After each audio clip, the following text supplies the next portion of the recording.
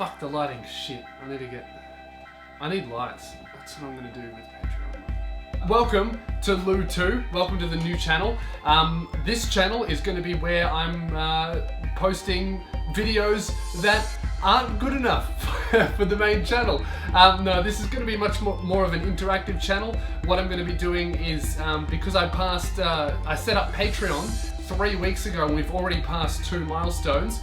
The first milestone was a vlog series about my stand-up comedy and behind the scenes and all that kind of stuff. So I'm working on getting footage for that one. So in the meantime, we're going to do a question and answer video.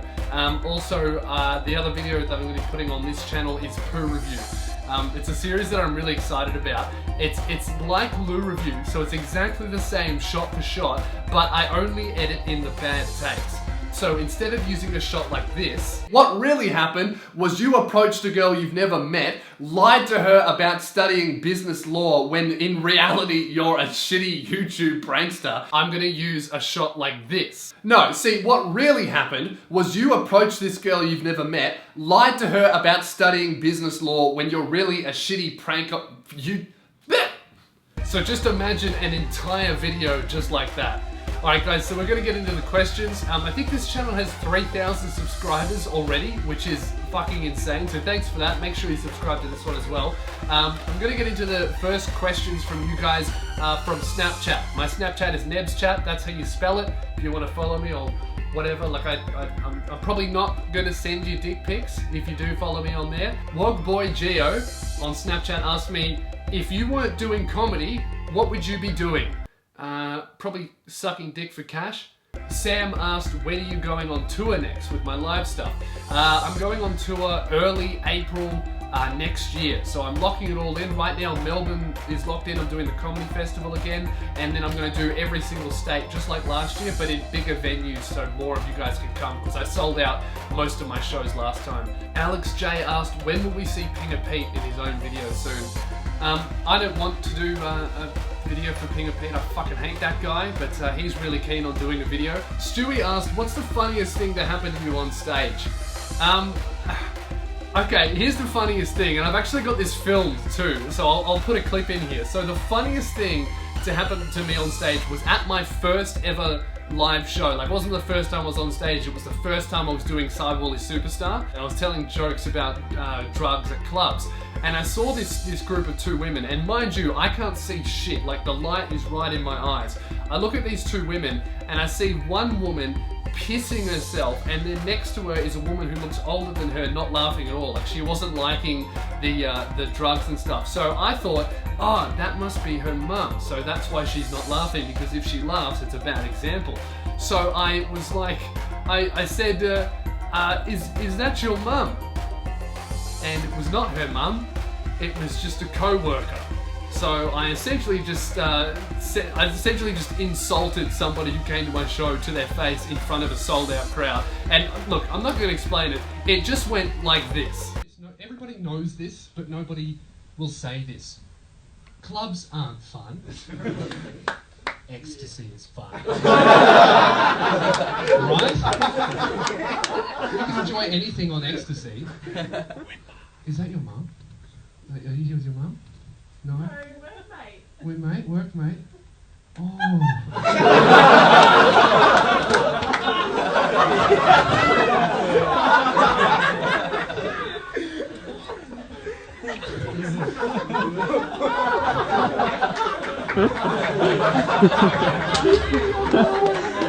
First show and I fucked it. This one's from Dana. At what age did you decide to do stand-up, and when did you think you were good enough? I wanted to do stand-up comedy before I got into YouTube videos actually, but I kind of fell into the online stuff, doing it with face beef and things like that.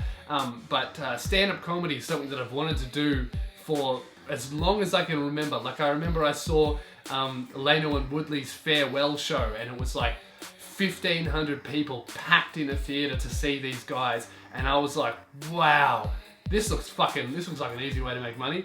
Sweglord asked, what's your favourite Lou review? My favourite Lou review Shit, it's gonna have to be, my favorite loo review is probably either the one that I did on Nimble Money. That's more of a serious one.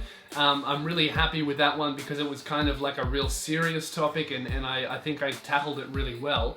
But really, you can't go past the latest one that I put out, the SoFlo Antonio one with the Skype call. Whoop, there's my video. You can't really go past that one. I mean, it's not every day that you get somebody on Skype and fucking destroy them at the same time. Is that a game you want to play? Yes. Rowie asked, where do you see yourself in 5 years? I see myself touring, really. Like, I fucking loved my first tour. Like, my first tour was early this year, and it was the first time I'd done anything like that. Like, and I booked it all myself as well. I don't have a manager or anything like that. A lot of people have managers who book the tours for them, and they don't have to worry about it. Quite an interesting story was, I actually couldn't afford to tour. I didn't have the money to tour. I had to book it all in January last year. Or January this year, sorry. And so what I did was I booked the tour and signed all these contracts to pay all of this money to venues and book flights and hotels and all this stuff. And I was sitting there with about $200 in my bank account going, fuck, I hope I sell tickets. So I pretty much banked my entire career on you guys buying enough tickets so I could pull the money out of the show to pay for all of the commitments I'd made. But it ended up paying off, and it was a really scary risk to make, but it was a really good one too. So thank you very much for buying tickets and selling out the shows so early, because if you guys didn't, I literally probably would have been sued for the money. I could have gotten into a lot of trouble, would have been in a lot of debt, but thank you, risk paid off. Crazy Kid snapped me and asked, who is your biggest comedic influence and who's your favorite? As far as videos and things, well, I'd say The Chasers. Sarah asked, what's the worst thing a Nooski fangirl said to you? I actually, where's my phone? I actually have a Ripple one from a couple of days ago. This one was sent into my DMs, so she slid right in my DMs, fam, if you feel me. Where is it? Here we go.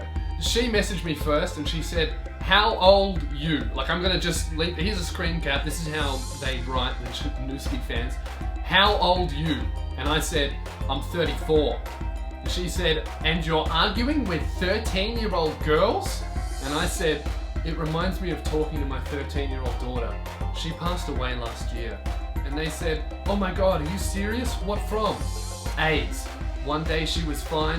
The next day she saw a Janoski YouTube video and the doctors told me she only had 6 months left. I don't know. These girls, there's something wrong. They're disabled. Like, to like them in the first place, there's something wrong with you. Blakely asked, how do you get initial inspiration for stand-up material? That's an interesting one. I carry a book around with me everywhere, or in my phone with my notes, and every time I have a thought, I just write it down, and it'll just be like a sentence. Then I'll sit down and go through my notes and have a look at all of my observations, and then something will catch my eye, like, oh, the one about girls, and oh, okay, that'll be cool. I'll turn this little sentence into like a 5-minute joke about girls and boys and how they interact and how we're different. And so that's how I write my material. Like, I've actually been doing that for years. I actually have, I wonder if I can find it.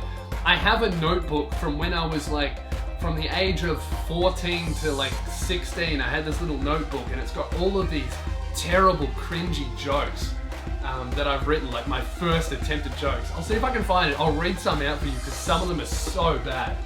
Let me find it. Let me find it. Notepad.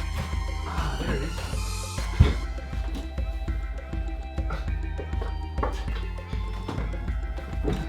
is. Shit. Okay, got it. Got it. Was that worth it? Found it. Here's the thing, like, and it's so, like, it's signed by Dave Hughes. All right, here's a good one. Here's a good one about public transport. Just keep in mind that my stand-up comedy is, I don't write like this anymore, right? I wrote this when I was 14, okay? So obviously I'm much worse now. Okay. There's always some dickheads on the train who's got their iPod up so bloody loud that the whole goddamn train can hear his stupid emo rock or Bollywood soundtrack. Some guy I was sitting next to didn't even have an iPod, but still continued to make doof doof music out loud like some kind of idiot. That's it. That's the whole joke. So even as like a 14-year-old, you see I just hated everyone. Oh, here's the fucking worst joke in the whole book, okay? Do you like coffee? Do you like horse shit? Well, if you like horse shit, you'll love coffee. And that's the joke. I don't know what the fuck that's about. Apparently I didn't like coffee back then, or horse shit. Well, that about wraps it up, guys. That's all of the questions we have today. Going forward, this channel is going to be doing some vlog stuff. I'm not going to do the YouTuber fucking, hey, like the fake personality shit. I hate that, walking down the street filming yourself. I hate that guy. I don't want to be the guy in the shops who's like, hey guys, I'm just buying a bottle of water, blah, blah, and then films the employees and they don't want to be in it. I fucking hate that guy. Thank you very much for watching, and yeah, catch you later, cunt. I get flown around the country telling jokes on stage. Man, I worked hard for this, I didn't hope for pay. It took me a while, but now I'm getting money. Nothing too big, but I'm paid for being funny. A lot of up and comers like to give me advice, but I think they're undercover and they're feeding me lies.